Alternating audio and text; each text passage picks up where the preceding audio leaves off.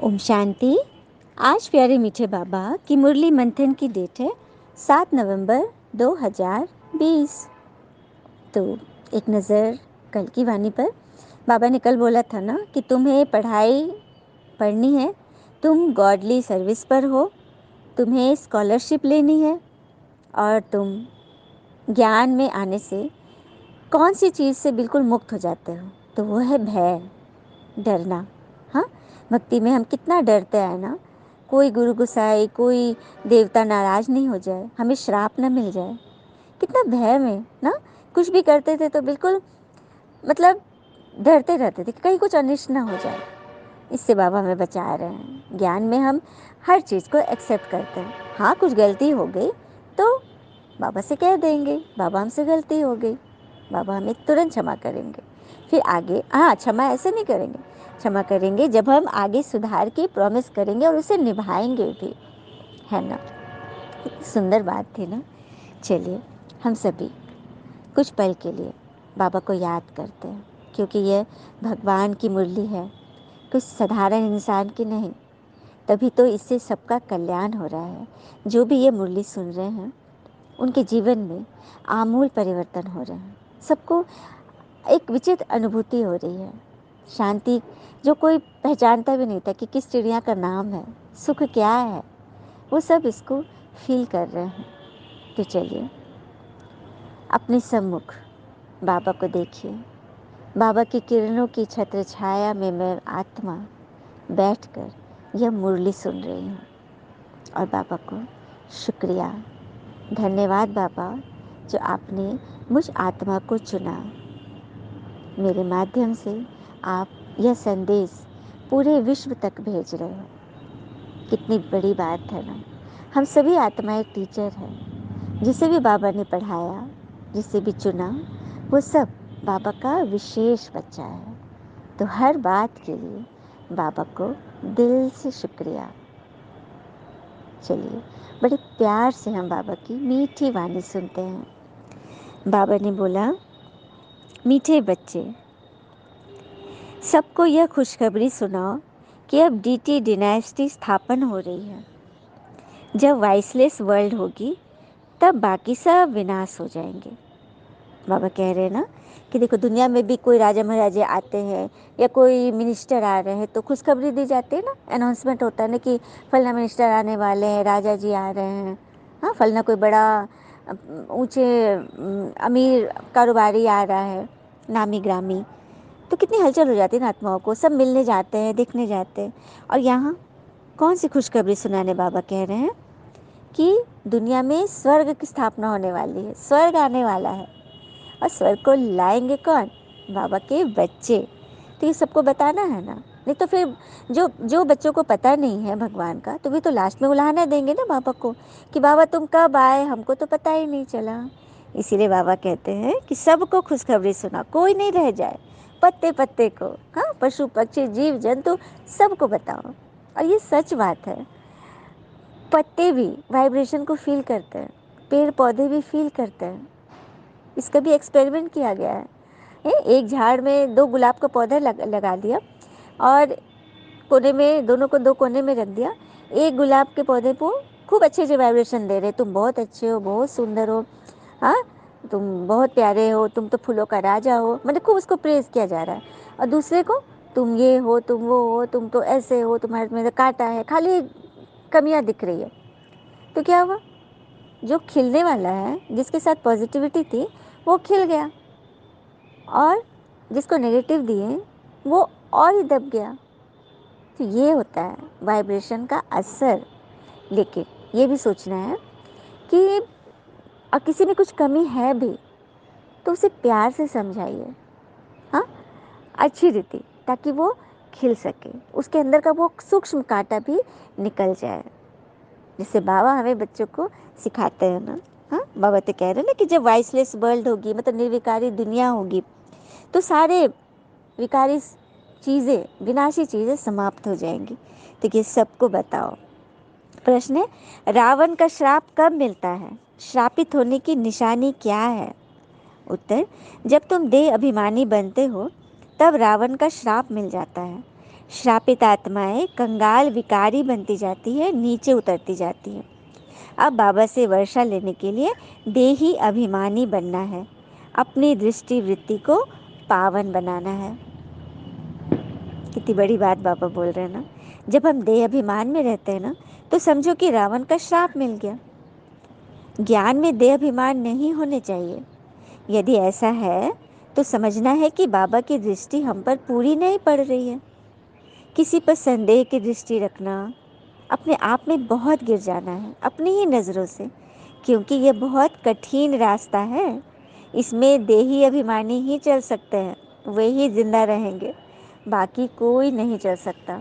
थोड़ा भी देह अभिमान आएगा ना, छोटा सा भी सूक्ष्म कांटा, तो बहुत फिसलन है, कितनी दूर नीचे जाके गिरेंगे ना, पता भी नहीं चलेगा। इसलिए तो बाबा कहते हैं ना कि देही अभिमानी बनो, क्योंकि देह अभिमान में आओगे तो रावण का श्राप पड़ेगा। हाँ, और देही अभिमानी को बाबा का वर्षा। श्राप से ही तो नीचे उतरते आए हो ना। अभी भारत पूरा श्रापित है। हाँ, हर वर्ष रावण को जलाते हो ना, मानते हैं ना कि दुश्मन है। तो रावण रावण को जब मारा गया था, जो अंतिम में वो जमीन पे पड़ा था, तो राम जी ने लक्ष्मण जी को भेजा था। सबको पता भी होगा, चलिए फिर से रिवाइज कर लेते हैं। राम जी ने लक्ष्मण को भेजा था कि जाओ, वो परम ज्ञानी है, उससे कुछ सीख लेकर आओ, नीति सीख कर आओ। लक्ष्मण जी तो पहले बड़ा गुस्सा है कि नहीं, मैं उससे क्या सीखूंगा, धर्मी है। लेकिन राम जी ने बोला कि नहीं, कुछ ना कुछ तुम्हें जरूर अच्छी बातें पता चलेगी। तो वो गए लक्ष्मण जी। तो रावण तो पहले उनको देख करके बिल्कुल, वो तो ऐसे ही हताश निराश पड़ा हुआ है, मरना सन्न है। रावण ने एक ही बात कही कि पता है लक्ष्मण, सो मैं तुम लोगों से श्रेष्ठ था, राशि भी हमारी तुम्हारी, राम की और मेरी राशि सेम, तुला राशि। कुल तुम्हारा क्षत्रिय कुल है, मेरा है ब्राह्मण कुल, कुल में मैं ऊंचा, वेद शास्त्रों का परम ज्ञाता। लेकिन मेरी हार क्यों हुई पता है? दो बातों के कारण मेरी हार हुई। एक तो है कि तुम लोग थे चरित्रवान और मैं चरित्रहीन, और दूसरा कारण कि राम का भाई उसके साथ खड़ा है और मेरा भाई मेरे विरुद्ध खड़ा है। कितनी बड़ी बात कह दिया ना। यही कारण है कि यह सबको पढ़नी चाहिए कि किस तरह से भाई भाई में प्रेम होता है और भाई का निरादर करने से क्या दशा हो जाती है। ये कथा हमें कितनी सुंदर रीति समझा रहा है। तो वही बात है, रावण का श्राप, रावण के जो अवगुण थे ना, देह अभिमान में आने से वो अवगुण हमारे अंदर आ जाएगा। हाँ, तो इसीलिए हम रावण को जलाते हैं, वर्ष वर्ष जलाते हैं। लेकिन क्या रावण जल रहा है? बिल्कुल नहीं जला रहा है। इसीलिए तो हम हर साल जलाते हैं, और ही हर साल थोड़ा लंबा बनाते हैं, ऊंचा बनाते हैं, क्योंकि रावण दिनों दिन बढ़ते जा रहा है। बच्चे बच्चे के अंदर ये संस्कार है, क्रोध के संस्कार, लोभ के संस्कार, ईर्ष्या के संस्कार, देह अभिमान। सबसे ये पांचों विकारों का कारण, जड़ मूल है देह अभिमान। किसी बात में फंस जाना, क्वेश्चन कर लेना और उसमें टूट करके बिखर जाना, ये बहुत बड़ा विकार है। इससे अपने आप को बचाना है। ओम शांति। रूहानी पिता बैठ रूहानी बच्चों को 84 जन्मों की कहानी सुनाते हैं। यह तो समझते हो ना, अभी तो 84 जन्म नहीं लेते होंगे। तुम ही पहले पहले सत्ययुग आदि में पूज्य देवी देवता थे और अभी पुजारी बन गए हो। बाबा इसको क्लियर कर रहे कि तुम ही सब कुछ थे, तो तुम्हें ये नॉलेज मिल रही है। बाकी मनुष्य तो समझते हैं कि वह सबके अंदर को, कर्म विकर्म को जानने वाले हैं। परंतु अभी पिता समझाते हैं, हर एक आत्मा को अपना अपना पार्ट मिला हुआ है। सभी आत्माएं अपने परम धाम घर में रहती हैं, उनमें सारा पार्ट भरा हुआ है, रेडी बैठे हैं, जाकर कर्म क्षेत्र पर अपना पार्ट बजाए। बाबा कह रहे हैं कि दुनिया तो ये समझती है कि मैं सब कुछ जानता हूँ, मैं ही सब कुछ करता हूँ, मैं सब कर्म विकर्म अकर्म सबको सजा भी देता हूँ, मैं सफलता भी, जो भी है सब मैं देता हूँ। लेकिन बाबा कहते हैं कि सबका अपना अपना पार्ट नूंधा हुआ है, सब ड्रामा अनुसार रेडी बैठी हुई है परम धाम में कर्म क्षेत्र पर पार्ट बजाने के लिए। यह बातें तुम समझते हो। आत्मा ही कहती है ना कि यह खट्टा है, यह नमकीन है, मतलब आत्मा ही टेस्ट लेती है, क्योंकि आत्मा निकल जाएगी तो शरीर तो टेस्ट ले नहीं सकेगा। आत्मा ही समझती है ना कि हम अभी विकारी पापी आत्माएं हैं, आसुरी स्वभाव है। आत्मा ही यहाँ कर्म क्षेत्र पर शरीर लेकर सारा पार्ट बजाती है। तो यह निश्चय हो गई ना, हाँ, कि आत्मा ही हो तुम शरीर नहीं, तुम एक आत्मा हो। बाबा ने इसे क्लियर किया। फिर आगे बाबा बोल रहे कि स्वर्ग का फुल सुख पा नहीं सकेंगे, जो फुल सर्विस करेंगे पढ़ेंगे वही फुल सुख भोगेंगे। फुल सुख अर्थात पूरे, मतलब सत्युग त्रेता पूरे 2500 वर्ष पूरा सुख भोगना है तो ये पढ़ाई भी पूरी फुल रीति पढ़नी पड़ेगी। हाँ, यही फुरना रखना है कि अभी नहीं बनेंगे तो कल्प कल्प नहीं बनेंगे। हर एक अपने को जान सकते हो कि हम कितने मार्क्स से पास होंगे। हाँ, सब जान जाते हैं ना। देखो अपने अंदर तो सब जानते हैं ना कि हमारे अंदर क्या है। बैठे बैठे हमको क्या हो गया, बैठे बैठे मनुष्य मर भी जाते हैं। इसीलिए बाबा कहते हैं कि अब आलस सुस्ती मत करो, पुरुषार्थ कर पतित से पावन बनते रहो, रास्ता बताते रहो। बाबा कह रहे ये नहीं समझना कि भी तो काफ़ी साल बाकी है, वर्ष बाकी है। ये समझना है कि कल ही हमारा अंतिम समय है। हर घड़ी हमारी अंतिम घड़ी समझकर चलोगे तो हर घड़ी के लिए एवर रेडी रहोगे। ये बाबा कह रहे हैं कि विकार में मत जाओ, आलस्य मत करो, तैयार रहो। फिर आगे बाबा बोल रहे हैं कि सबके प्रति रहम दिल बनना है। हाँ, हम सुख तरफ जाते हैं और औरों को भी रास्ता बताएं। मतलब क्या तुम अकेले जाओगे सुख की तरफ? सबको ले जाना है ना। अंधों की लाठी तुम हो ना, गाते हैं अंधों की लाठी तू। आंखें तो सबको है फिर भी बुलाते हैं क्योंकि ज्ञान का तीसरा नेत्र नहीं है ना। मतलब भगवान के लिए हम कहते हैं कि आप अंधों की लाठी हो, लेकिन बाबा ने तो हमें ये पदवी दे दी कि आप बच्चे सबको रास्ता दिखाओ। ज्ञान का तीसरा नेत्र जो तुम्हें मिला है वह सबको बताओ। फिर आगे बोल रहे बाबा, याद की यात्रा को मत भूलना। महल तो बनेंगे ही कल पहले मिसल, परंतु अभी याद की यात्रा में तोड़ निभाना है और बहुत खुशी में रहना है कि हमको पिता टीचर सदगुरु मिला है। इस खुशी में तो रोमांच खड़े हो जाने चाहिए।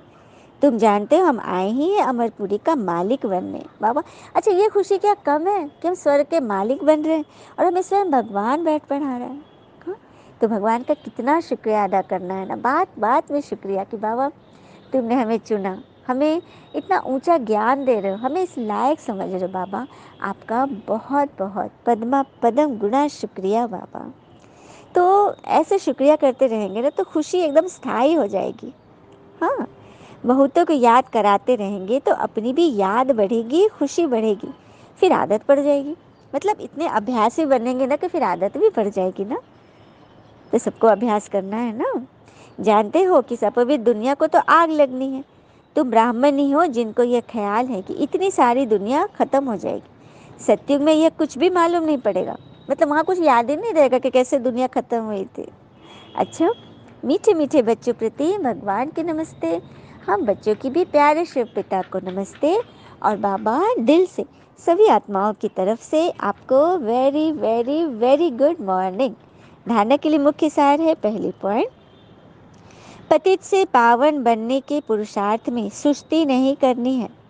कोई भी मित्र संबंधी आदि हैं उन पर तरस रख समझाना है, छोड़ नहीं देना है।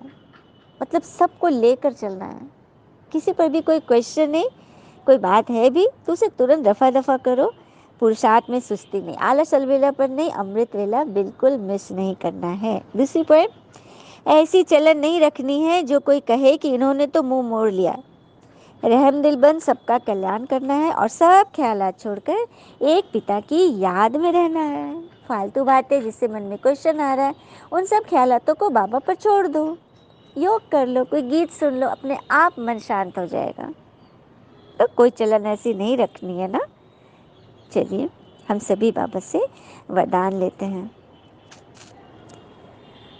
बाबा की किरणों के नीचे तो हम बैठे हुए हैं, उनकी छत्र छाया में ही हम ये मुरली सुन रहे हैं और फील करते हुए सारे पॉइंट्स को अंदर धारण कर लें, पॉइंट्स को नोट कर लें। क्योंकि बाबा ने बोला है ना, स्कॉलरशिप उन्हीं को मिलेगी जो अच्छी रीति पढ़ाई में एक्यूरेट रहेंगे।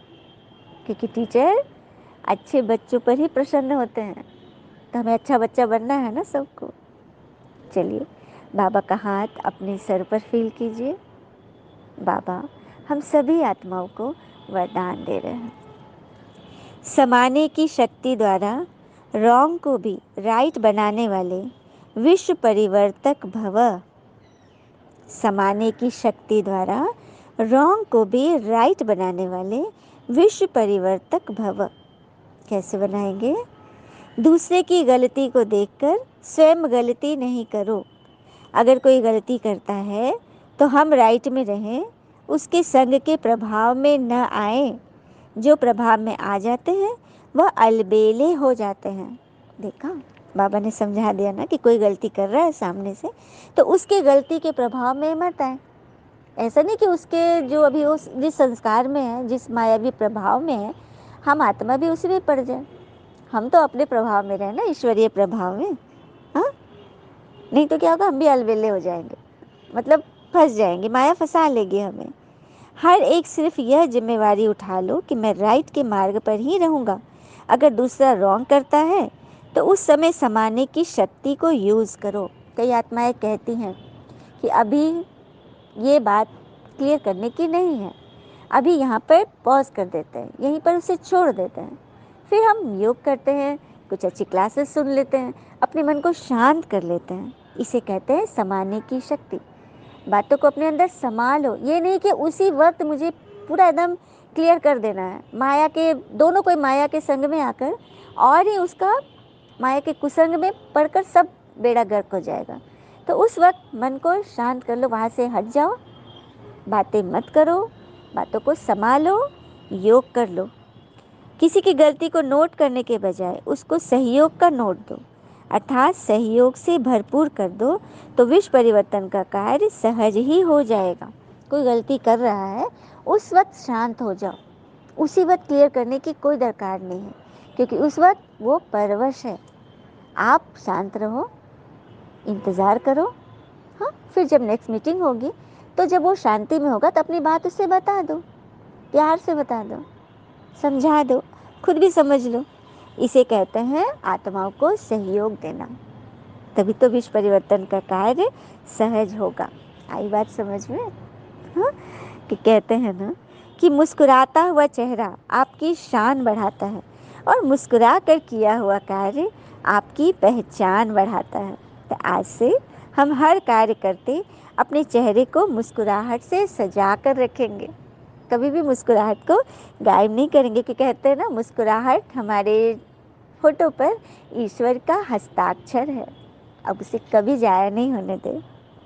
और कहते भी है ना, the reason why I thank God so much, the reason why I thank God so much, it's because I know I deserve nothing but he gives me everything.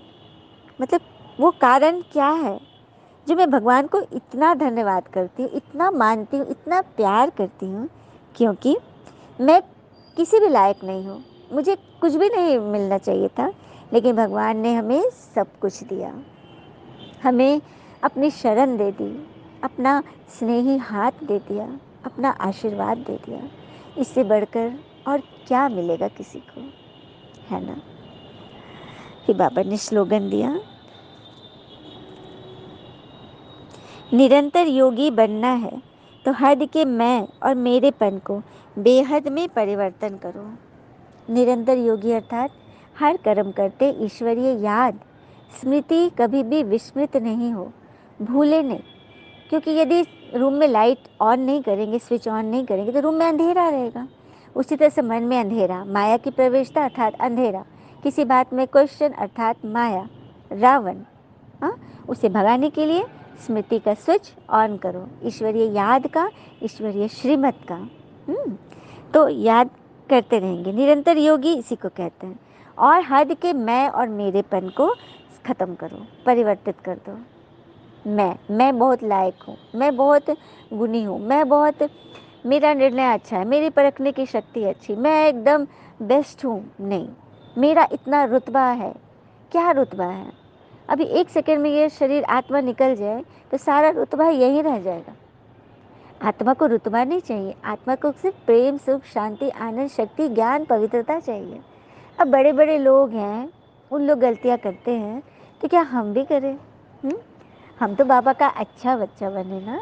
अच्छा, ओम शांति। शुक्रिया मीठे बाबा, वो बाबा के प्यारे प्यारे बच्चे। थैंक यू बाबा। All is well always. ओम शांति। प्रभु से मिला है जीवन, प्रभु को कर दे अर्पण। प्रभु से मिला है जीवन, प्रभु को कर दे अर्पण। सबका भला हम करते चले, हर्षित हो धरा गगन, बस उसका कहना माने, फिर सब कुछ वो ही जाने। जहाँ जहाँ कदम पड़ते हैं, साथ साथ वो चलते हैं। कहीं कुछ गलत न हो जाए, इशारे हमको करते हैं। गर करते हम अपनी मनमानी,